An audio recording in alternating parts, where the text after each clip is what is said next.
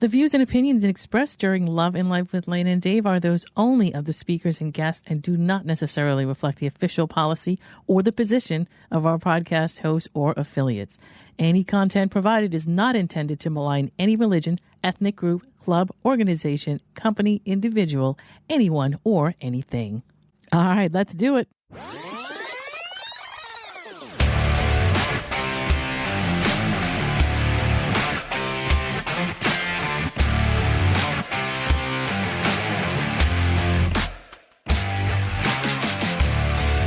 You're listening to Love and Life with Lane and Dave, the podcast where logic is power and you take control.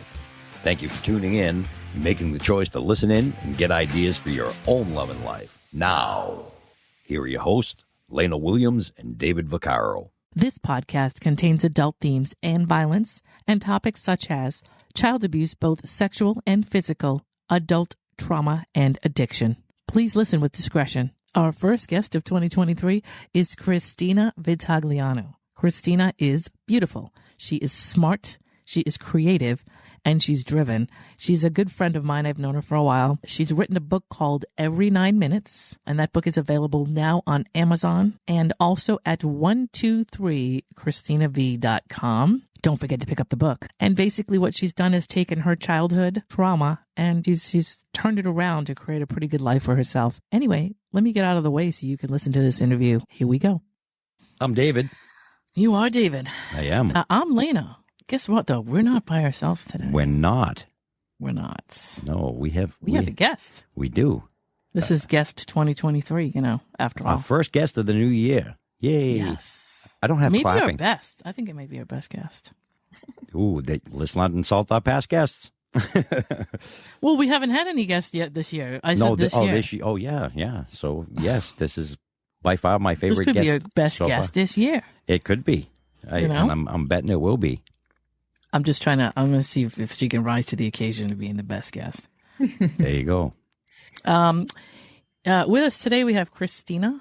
Now, your last name, I never think I butcher it, but let's hope I don't. It's Vitagliano, is it not? It is. It's Vitagliano. Okay. Yes. Is that Irish? Yeah. Like a Vaccaro? A little bit Irish. Yep. Okay. You think? Tiny bit. I have, I was sitting here trying to remember how long ago I've known you, Christina, but wow. we go back to the shooter's story because we always start with that one. Yeah. Yep. I would Goodness. Think, 80s. Yep. 80s. 80s, early 90s. Yeah. So there was you remember, I don't know if Boston had one. I know there was one in Florida, but there was that big shooters multiplex thing that we had on the water. And it was kind of like they had the restaurants and clubs and all that kind of stuff and the old outdoor pool and everything. And I was, as a DJ, I was going, I remember that place to place doing my thing. And I think I walked in there. I used to just walk in and talk to people on the spot. And I met her that way, I believe.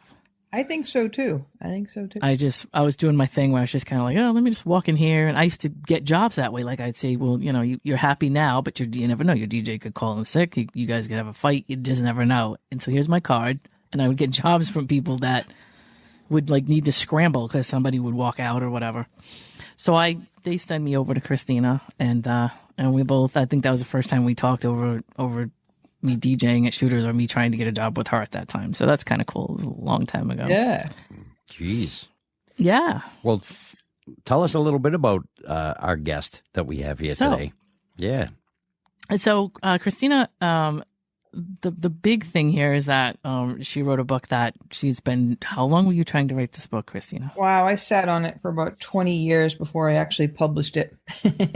Okay, yeah. So she wanted to publish this book. Basically, the book is really what we want to talk about. The book title is Every 9 Minutes, and it's actually doing really well. And it's basically, I would say it's a survivor story, but I want Christina to give us how she feels or how she wants to explain the book. Sure. So it is. The title is Every 9 Minutes. It's a memoir. So it takes place over the course of about 30 years or so. It starts out when I'm 4 or 5, and I wrap it up when I'm around 30. So, 20, 26 years or so.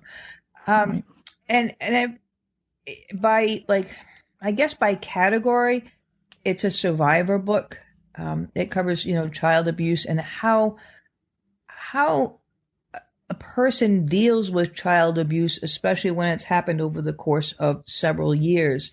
So, and it's important. I think it was important. It was important to me anyway to not just talk about the abuse itself. But the abuse itself is horrible for anybody to have to experience. But how, as a child at 4 and 5 years old, you deal with that compared to, well, now you're 10, 12 years old. This is a different person dealing with this, and how they kind of make it all work with life. And then when you get into your teens, that's another set of, wow, this is a new person, again, dealing with it and how they have to handle it on the outside world.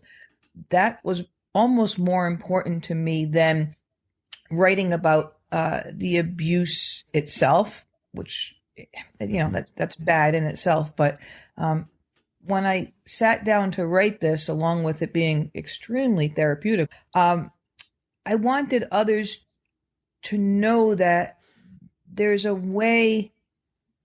Well, we all have made mistakes along the way, all of us that have dealt with things like this, but there's a way to not let it own you. And it doesn't happen overnight, obviously. Right. So, and people call us survivors, and it's not that I don't like that word. It's that, to me, I don't want to just survive. Right. It just means I'm breathing. So I compare it to, somebody got into a car accident and they got cut and bruised and they survived, good for them. If somebody get into a car accident and the car caught on fire and 90% of their body is burned and they survived, those are not the same people. Right. Those are not just those two aren't survivors side by side, because the guy that's walking around with 90% of his body, he needs to, be able to function in life. And that's a big difference. So that's right. You kind of want to try to thrive. Not everybody can, but you don't want it to own you. That's all. I absolutely love that you said that, because I also am what they call a survivor, and I don't like it either. I don't like the word survivor because I survived. I'm healed. Yeah. It's my past. So I definitely learned from it. And I also am writing a book, and it's taken me years. And I'm not, there's reasons why I'm not releasing the book yet. There are still people alive that will be mentioned in the book that I don't want to hurt. I get that. Yeah. So, I understand that it's totally therapeutic. It was also a very good thing for me, because I forced myself to remember things that I had put on the back shelf, and it actually helped me realize, that's why I do this today. That's why I do this today. That's why I am the way I am. So I got to learn a lot about myself by writing that book. So do you find the same thing for you? I know you said it was therapeutic, but do you find that you were able to deal with those things a lot in a different manner because you wrote the book? Oh, definitely. Yeah. Definitely. When you're writing, for me, when I was writing about myself, because I'm, 50, almost 60 years old now. So when you're writing about the 4-year-old child, it's almost like that's not you, even though it's you. Right. You say, okay, what happened to me when I was 4 up through, my teenage years. And when you have to put down on paper what actually happened, and your adult person is looking, down at you saying, boy, what an idiot you were. Yeah, right. To me, it was really important that I show people that I was an idiot, because you can't just, if you're going to write a book that you hope helps others. Right. So it depends what your goal is, But if you're going to write a book that you hope helps others, you have to be honest. And to be honest, you have to kind of bite the bullet sometimes, right, and share with what people what you really did. I'm gonna share a little piece, because I think this is exactly what you're talking about. So my book is titled "Died at 5," and because that's when my sexual molestation started taking place. Now, if I look back at it, I didn't hate it, and that was something that I struggled with as an adult, is like, why wouldn't I hate that? That's another guy. And I questioned myself. Am I gay? All through high school, I was like, what's wrong with me? So being honest with myself. And when I was writing, the book and those parts of it, I realized I'm just a child. I don't know any better.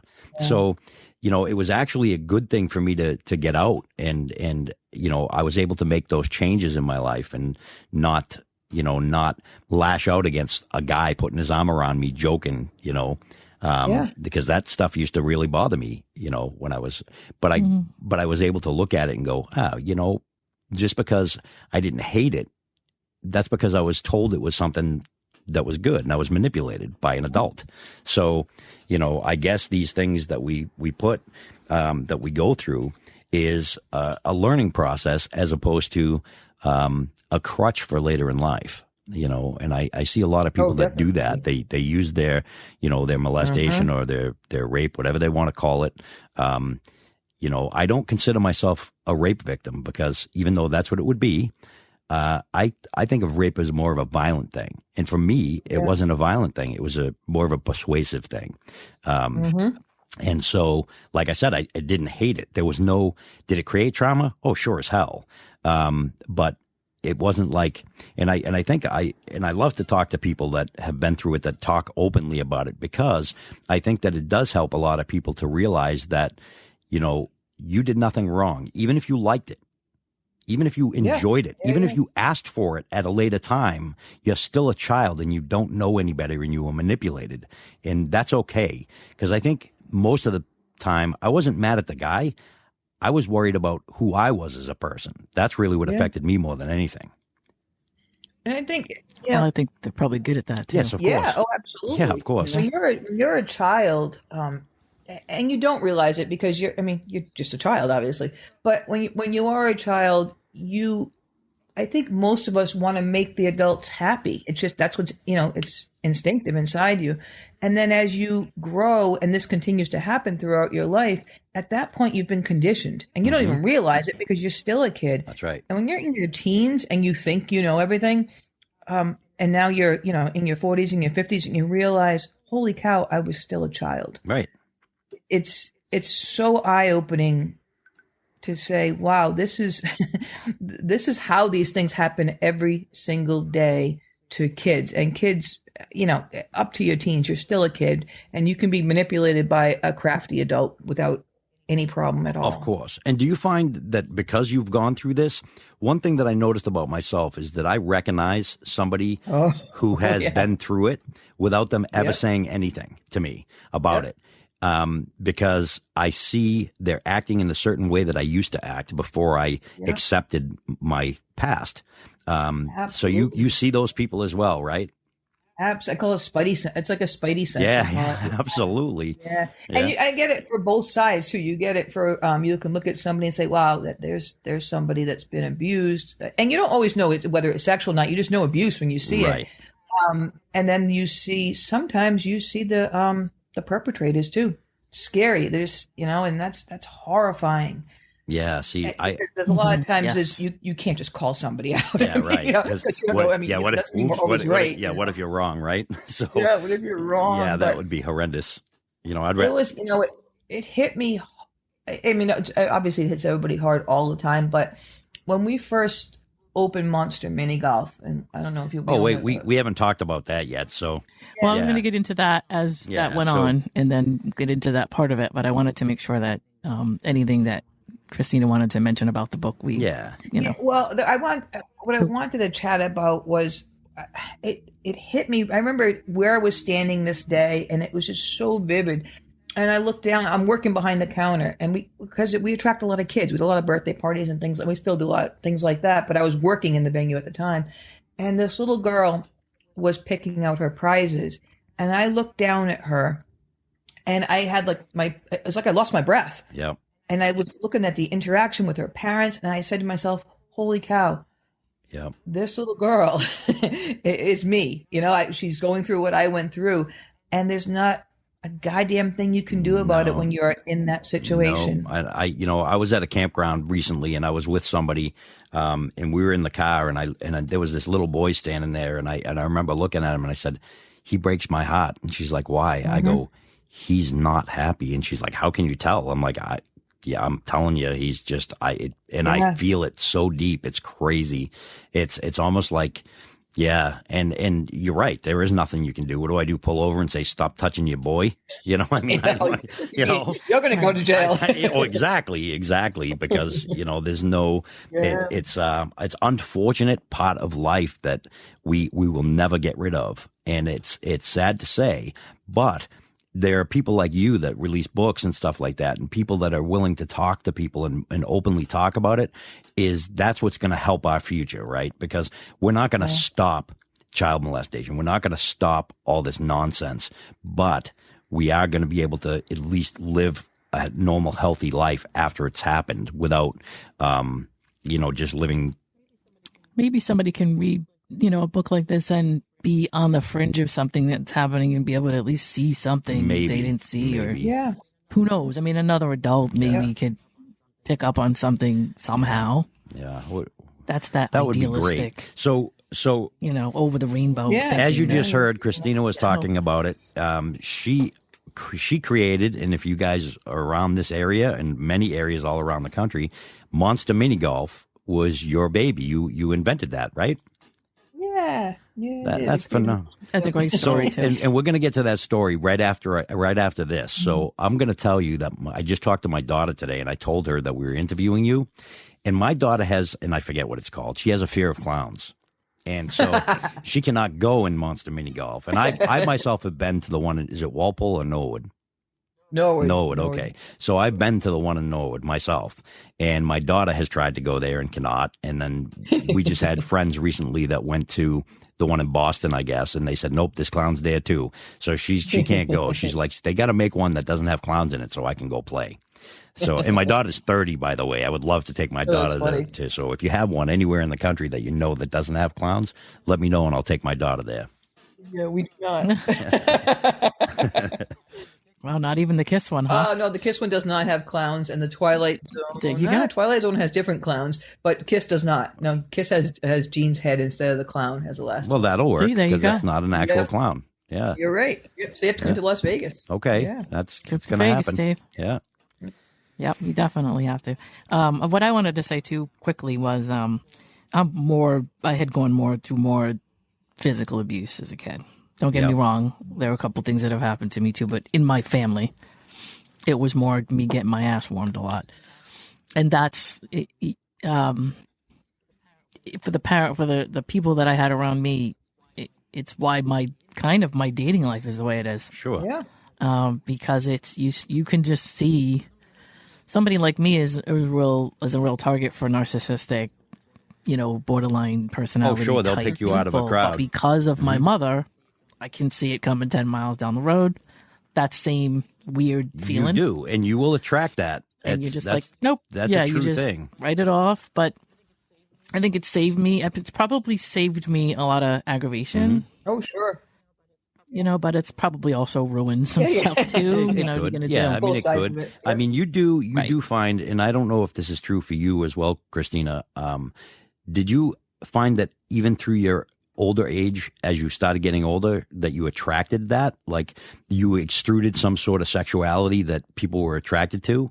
Because even when I was in high school, I was molested by my female teacher in high school. And it was like constant, like it kept going. So I don't know if it was me. I was portraying something because I was sexual at that age and, already kind of, I don't know if I put something out there that attracted people. But like, I know other people it's happened to too, that I've talked to, and they literally, it seems like they keep attracting that, and it kept happening to them over and over and over, even though they don't feel like they were doing anything. Like I didn't feel like I was doing anything specific, but why would it happen to me so many times, throughout my life? And that was a question I've always asked. I personally think it's just because there's so many. Well, I mean, then there would be, I mean, there's a whole bunch of other people in this, on this planet, right? So, I looked at like all my different babysitters that screwed around with me. One of my mother's best friends screwed around with me. My high school teacher screwed around with me, stuff like that. So, did you find that the same thing with you as well as you grew older? So you said it went on for many years. Was it? And I'm not trying to be personal. I'm assuming it's in your book. It's it's all there. I moved out when I was 18 because that's when they allowed me to leave. Right. That's when I left. I said, "Hey, I'm 18. I can leave this house now." Right. So it went on into my teens. But yeah, in a weird way, yeah, Dave, you to some degree. But I think with me, I was so I didn't realize it at the time when I was a kid. I was like unobtainable as far as approaching me. I didn't realize that. I mean, I think to this day I still am. Like, people tell me that all the time. Like, God, you're so intimidating. I'm like, what do you mean I'm intimidating? Mm-hmm. I don't even care. You know, you can ask me anything, but they're afraid to come up to me, Right? Because I put up. Yeah, but you got that. You got that. I've known you for a while. You have that wall. Yeah, and it's not really a wall, but it looks that way. I think exactly. So It's weird. You have the people that it was almost like the opposite effect. So you got the guys that know that you have that, and their goal is to break that wall down. So you have a lot of that. Challenge hounds. Right. Yeah. Challenge hounds are fun. Yeah. And that, and I worked in the nightclub industry, like Atlanta knows, for years. Mm-hmm. So I guess, it's weird. I was good friends with, I've always been close with, if I worked for it before I had Monster Mini Golf, my bosses, I always was very close to them. For whatever reason, they became good friends. And one of my bosses one day, and he was going through all kinds of personal stuff in his own life. He looked at me, he goes, there's something about you. He goes, I don't even know what it is. It was just something about you that's different. And I'm thinking to myself, sure. If you only knew. You don't know what it is, right? And I was looking at him, and he looked back at me, and he goes, and you know that, huh? And I thought, I do, but you still don't want to hear That's it. right. Yeah. But right. But he was one of the few guys that I got close to him, and he goes, it's something that you're carrying around that is interesting to people. And I thought, God, if you only knew what it was, it's not anything you ever want to hear about.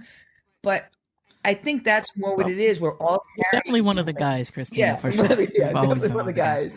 Really, because if you're in the nightclub industry long enough as a female, you're either gonna be, the other type. When I'm not trying to, I don't know, I'm not trying to be the NLOG and be like, I'm not like other girls. But you have to kind of have a tough exterior. You have to be okay with a lot of dirty jokes. There's a bunch of stuff that you just have to not be offended by. I think once you go through a lot as a kid, and I found that in my dating life, and we talk a lot about this on our podcast, Christina, if you've listened to other ones, you'll find that in my dating life, I always say, I don't think I could date somebody that had a normal past. I think I need to be with somebody that understands the darkness that I've been through, so they know that, it's something that can be shared as opposed to, sheltered. Because I never want to shelter my past. I don't ever want to hide it. There's a lot of people who, partners that would never want to talk about it, because if they've had a good family life and a good upbringing, this subject is so terrifying to most people. They break down. They shut down. Yeah. And I think that's probably why I spent most of my life not telling anybody, for fear that they would just freak out. Yeah. So it's weird. Yeah. Definitely. So tell us a little bit about how you, I love the story. Lena told me about it. How your happy accident with, Monster Mini Golf. How that happened. How it started? Yes. Sure. So when I wrote the book, I got done writing it, and I thought, well, this is cool. Now I want to try and get it published, long before self-publishing was what it is now. Mm-hmm.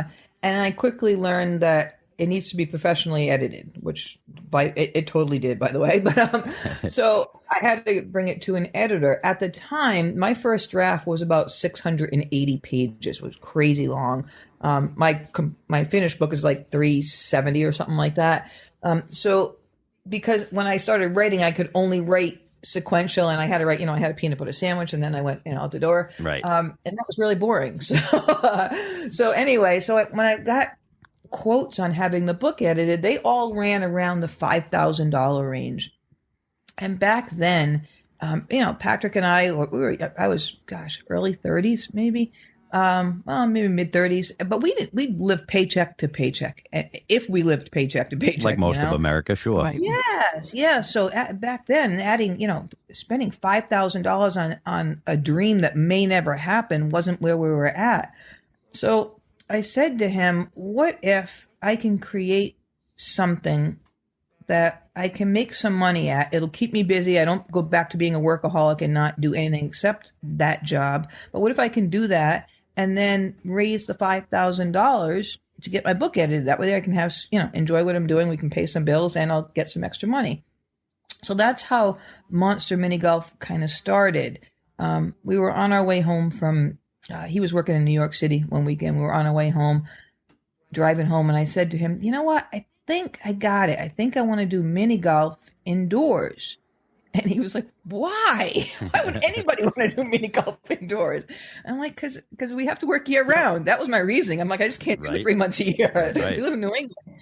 I said, but he stored his equipment in an old mill in Danielson, Connecticut, that probably should have been condemned. I had an antique auction house I used to run out of there. Because when Pat and I got together, I actually stopped working in nightclub business. So I ended up creating an auction house. But when you have an auction house, after you sell everything in the auction, you have nothing again. You start from scratch. So basically all you have is a mailing list. So I sold a mailing list. So we had this big empty space in this old mill. And I said, well, what if I build it in the mill? He's like, well, how are you going to do that? I'm like, I don't know. So by the time we got home, I was like, well, what if we paint it black, maybe put black lights in it? Because I've learned that from the nightclub business. Like if you do that, then, hey, all you see is what you want them to see. Right. And then I'll make it monsters because that was the only thing in my head that I could think of that I could build with the money that we didn't have. So he's like, all right. So I actually approached a friend of mine who had a little bar called the Rain Desert in Danielson. And I said, hey, do you need any help? She goes, gosh, I could really use, an adult bartender. So I started working there a couple of nights a week. And whatever money I had, I would go to the craft store and I'd make a monster out of like paper mache or whatever. We built the first Monster Mini Golf. It took us about 6 months. I grabbed everybody I could to try and help me. We ate like peanut butter and Dominoes for the whole time. And that's how I opened Monster Mini Golf. That's phenomenal. So that first one was in Connecticut. So it was. Okay. It was in I think the first one I ever knew about was Kudos here. to you. So that's why I was wondering, yeah. Yeah, it was in this old mill. And the monsters look like, holy cow, they look like monsters, actually. I mean, they were funny, but they were not like, not the monsters we have now. That's awesome. So, yeah.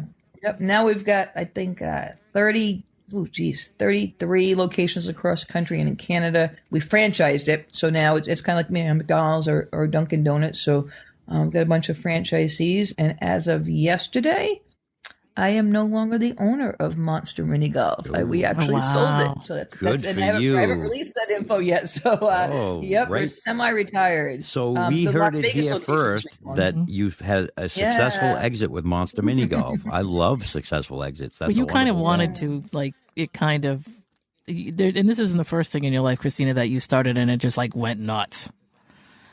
Right?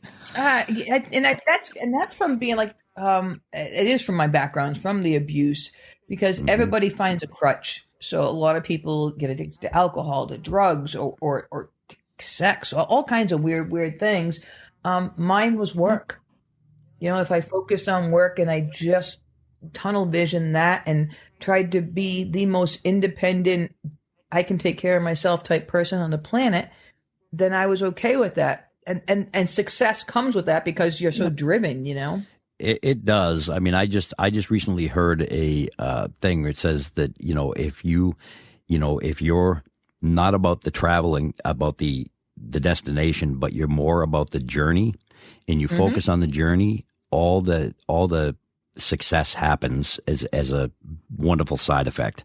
And, I kind of have a similar story as well. And people already know my story. I've successfully exited out of a few of my companies. But I focus heavily on companies as well.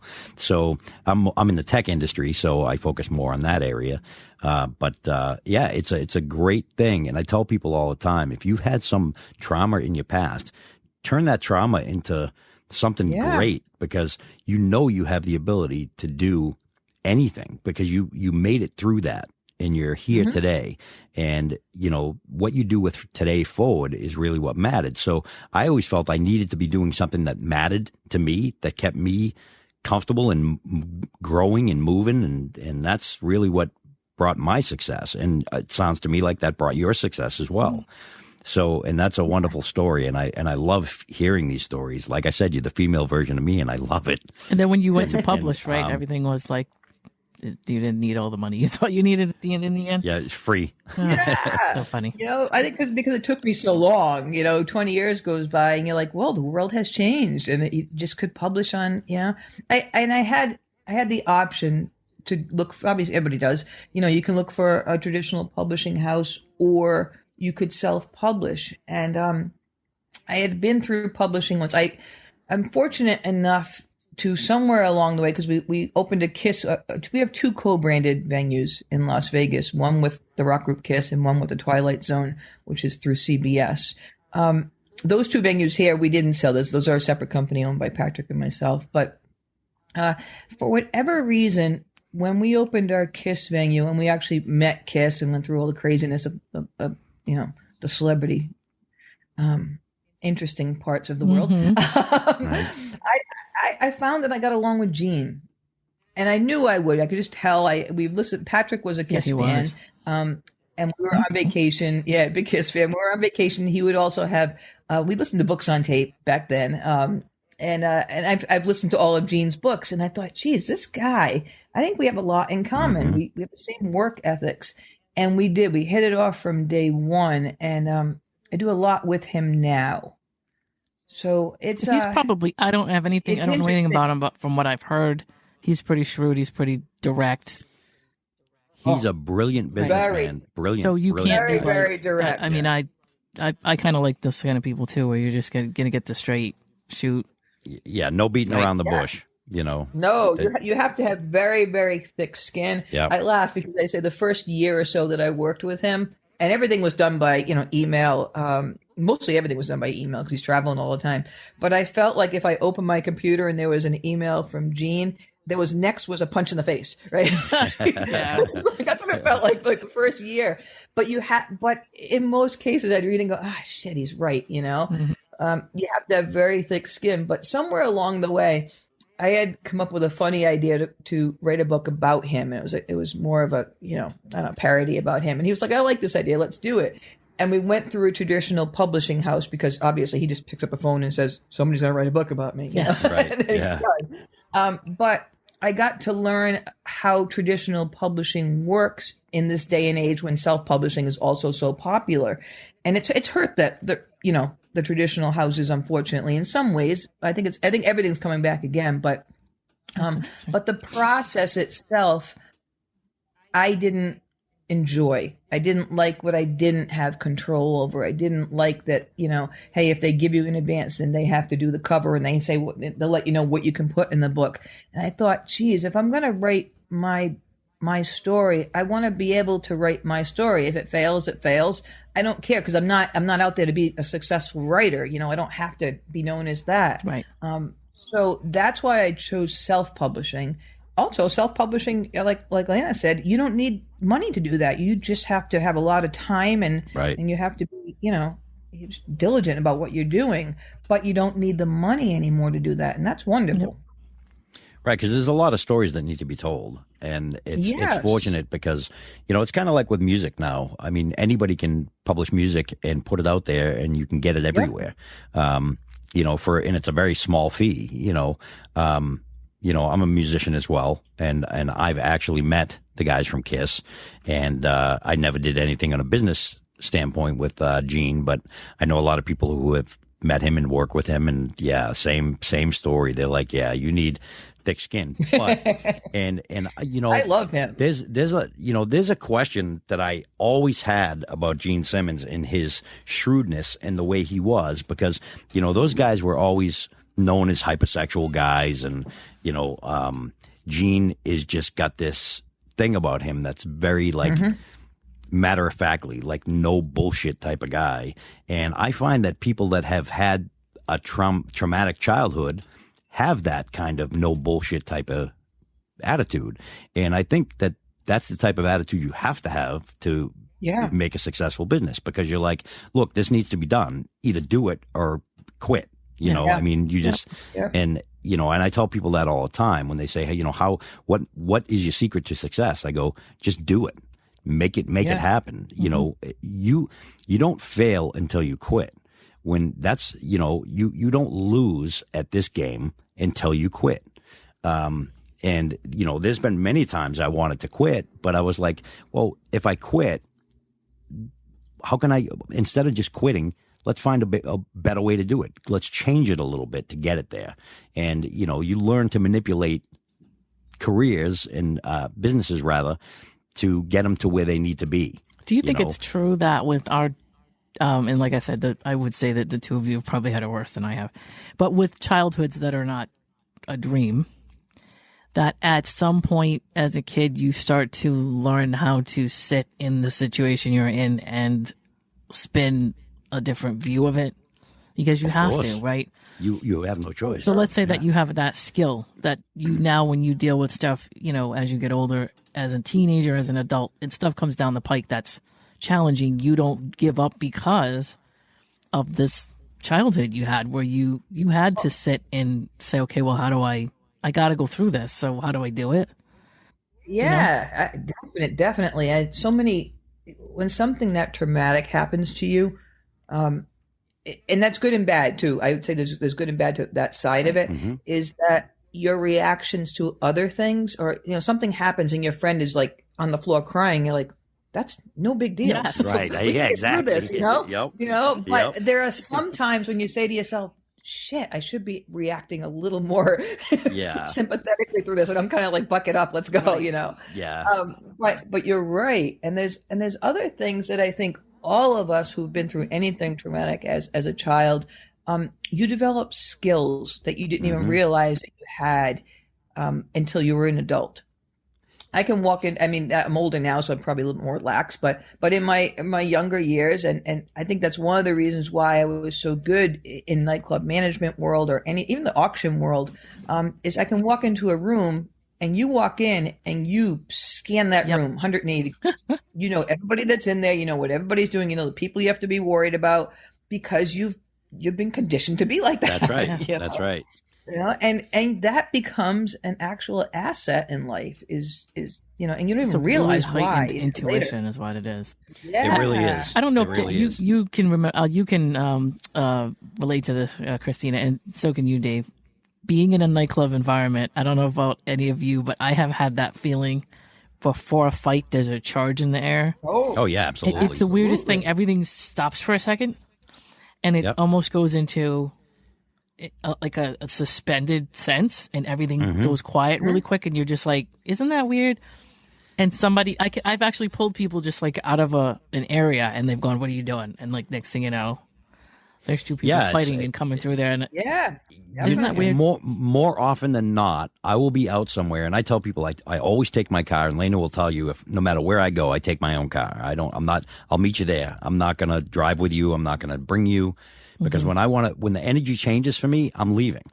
And so many times I've left bars or clubs or whatever, I've left, and they're like, right after you left, there was a huge fight. And I'm like, oh, really? No kidding. It doesn't surprise me. It is so weird. I don't know if it's being like a DJ, but even or being in a band and looking out over the crowd, or being a manager and having to walk around and just sort of what you call work the room. It is crazy how you can. Everybody just goes into this category, and everybody that I know is like, well, how do you?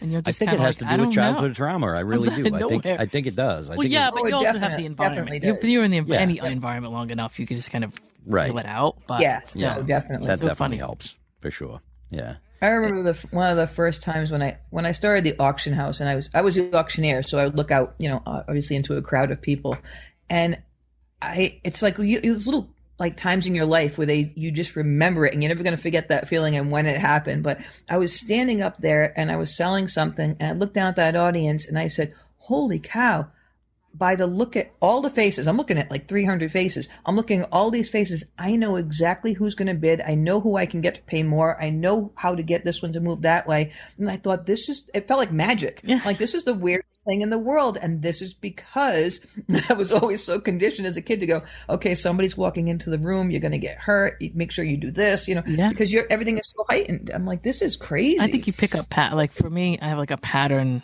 recognition thing. So I can, if something's going to happen, like there was this one I'll do a really quick story about it, but I was doing this 50th birthday party for a girl I went to school with.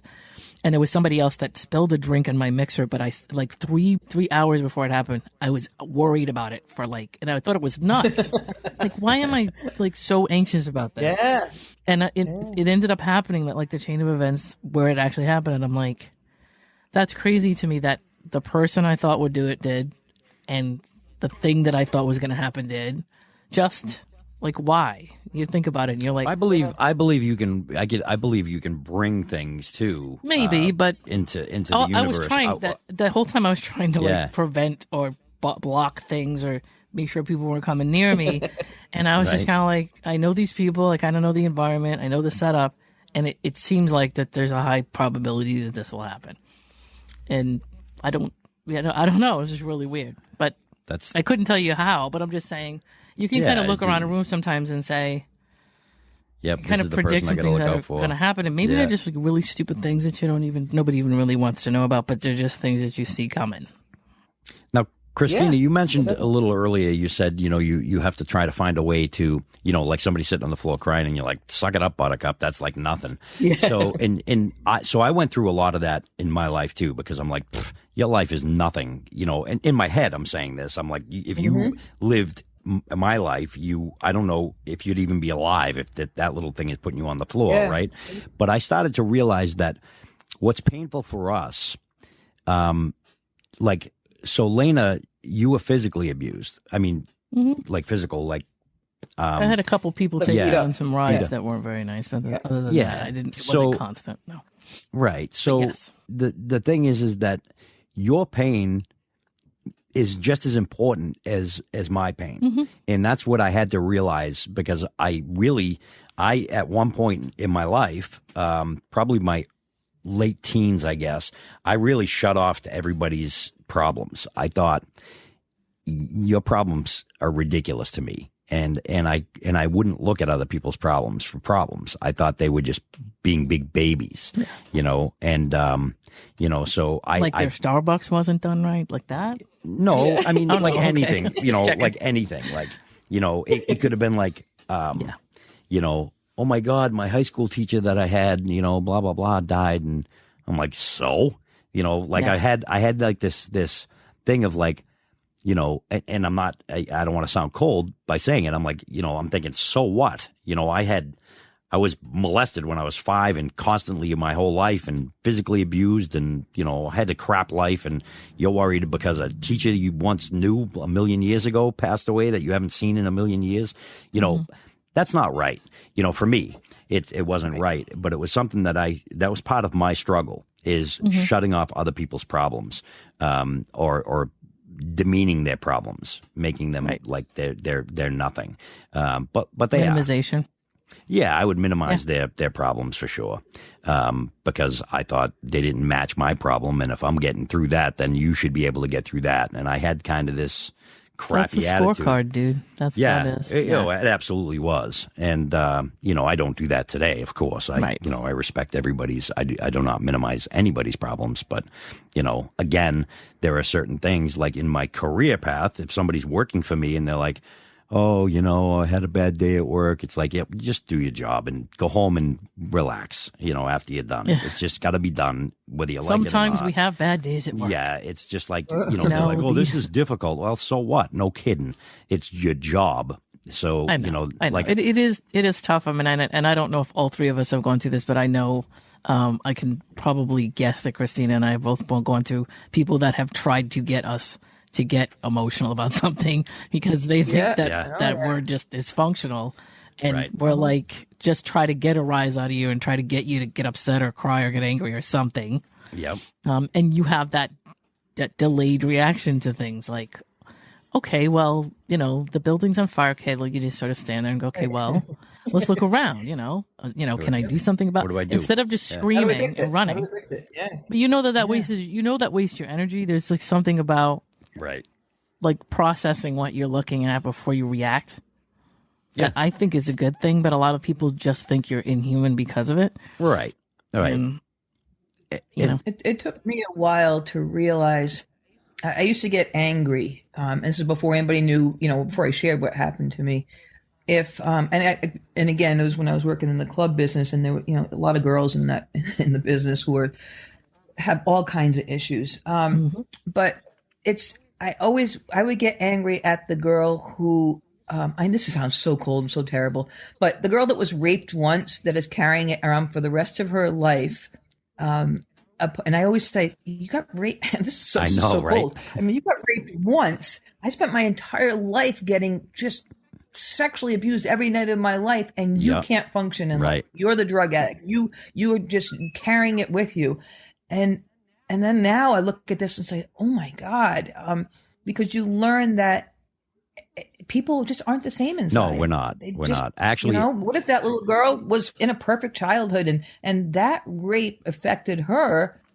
Like worse. What happened to me? I got worse, right? Because I've learned to live with it, And I thought, wow. And then when my book came out, I was the opposite way, because I was like, I had people that will write to me and say, holy cow, thank you. Your book helped me. This is what happened to me. And I would read the story and I would feel just like an idiot for writing the book, because those circumstances were so much worse than mine. I was like, how are you alive? How are you even functioning? Like I said, everybody feels their pain differently. We all feel our pain differently. You gave me that book, Christina. You gave me the manuscript, and I don't know if I told you, but I was in tears over that. Because I had known her for a long time, and like there was always something about her that I understood, but never why. Like just something where I just now you get it. Right, and so I read the book, and I'm like, oh my God. Stories out there that are just it's crazy. Like the brutal rapes to me are the ones that really get to me, because I can't even fathom that. That never happened to me. I was never I was never like in a situation where I was getting beat and like tied down and like brutally raped. And that happens to people, and I'm like, wow. So for me, yes, it happened a long time, and it screwed my life up. And actually, I did become a heroin addict, Christina, for years of my life, and I haven't touched drugs at all in 36 years, something like that. But it's been a long time. So, but I did go through that because it was the easiest way out. And I can see why it happens. You already do. Yeah. Because you don't want to feel anything. No, and I'll tell you what, heroin is the perfect tool for that. And I'm not and that's why so many people, like, heroin is not a party drug. And we talked about this before. Generally, people that are heroin addicts, you dig a little deep, and I've helped a lot. I've talked to a lot and helped a lot of people get clean, because I believe that you have to fix that problem that they are trying to hide. And otherwise, because the addiction is not the problem, right? We don't have, like, people say, well, you've got an addictive personality, that's why you work so much. And I go, no, I work so much because when I was a drug addict, I learned that I had to hustle. And now I take that same hustle mentality, but I make money, and I like it. Yeah. And it's fun, and it's legal, and it's like everything that I can do. And I like to be in charge, right? Because I was not in charge as a little kid. I was totally being taken advantage of. I was not in charge of any of that. So now today I'm in charge of everything I do. And it's just such a great feeling to have. The control. It's hard it's very powerful, and it's very addictive. It sure is. Sometimes you don't want to give it up. No. At work, at home, anywhere. Right. Yeah. Right. Yep. But it's a balance, right? So you feel like you need to get back something that maybe you lost or you didn't have, or So is there any questions that you have, Christina, or anything you want to touch on? Because we're reaching the top of the hour, and it's been wonderful. But is there anything that you'd like to talk about, or you have anything to promote that you'd like to promote? No, I just obviously my book. It's called Every 9 Minutes. It's available on Amazon, both on Kindle, paperback, hardcover. I am working on the audio version of it. Cool. And I will tell you that is a struggle. Yeah, that. Why did I think you started that a while ago? That's when I did. I did.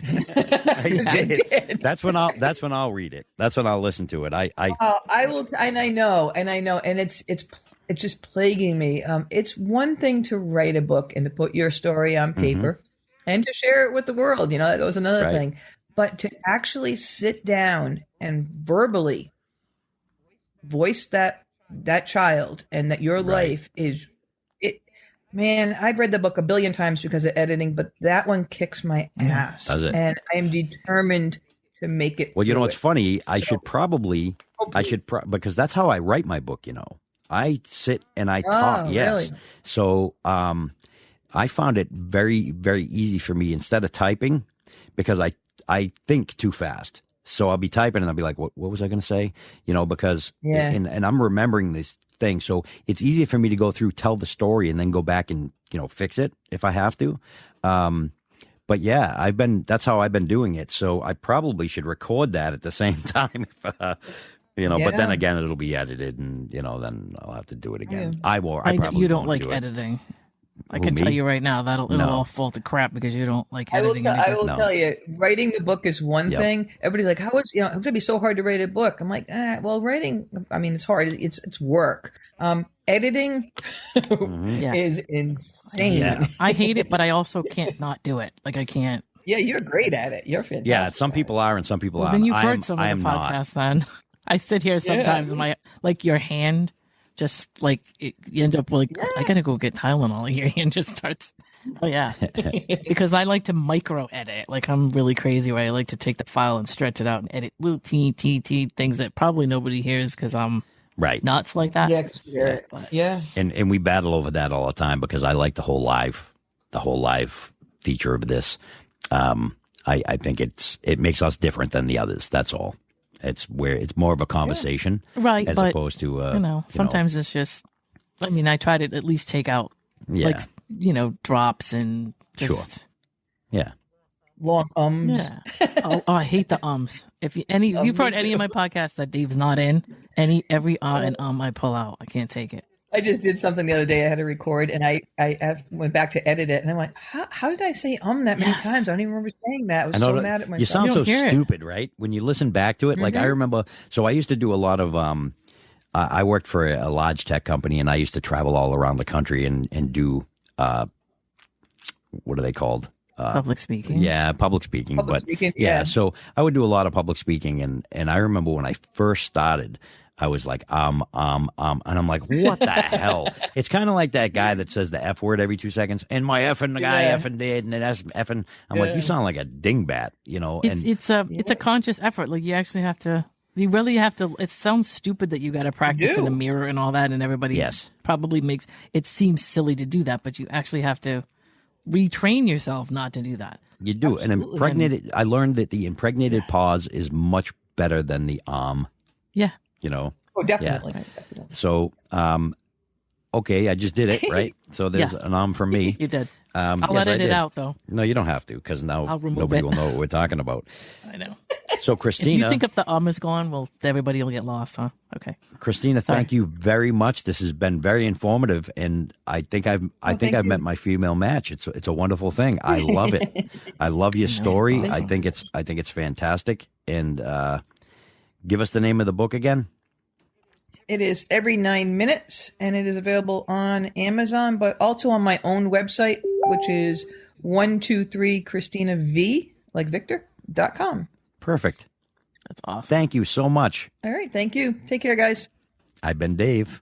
I have been Lena. Before we go, just let me just throw up our website, which is www.lenaanddave.com. Yes. That's where all our stuff is. So that's all our social media, anything, all of our episodes, all of our anything that you need to know related to this podcast. Download and subscribe. Give us 5 stars. That's right. And if you want to buy us a coffee, you can do that at buymeacoffee.com/Lena and Dave. And we'll even share it with Christina. We all love coffee. You guys have a spectacular week, and we'll see you next week. We'll see you next week. Bye-bye. I've got to thank Christina for coming on and joining us. I guilted her into doing it, and we had a really good time. So we hope you enjoyed the interview. Don't forget to pick up that book. You will love it. It is called Every 9 Minutes, and it's available now. Go grab it. We'll talk to you next week. Hey, you just listened to Love and Life with Lena and Dave. Thanks for joining us, and we hope you enjoyed it. If you did, please share the podcast, leave us a comment or review, and don't forget to subscribe so you don't miss any new content. We'll see you soon.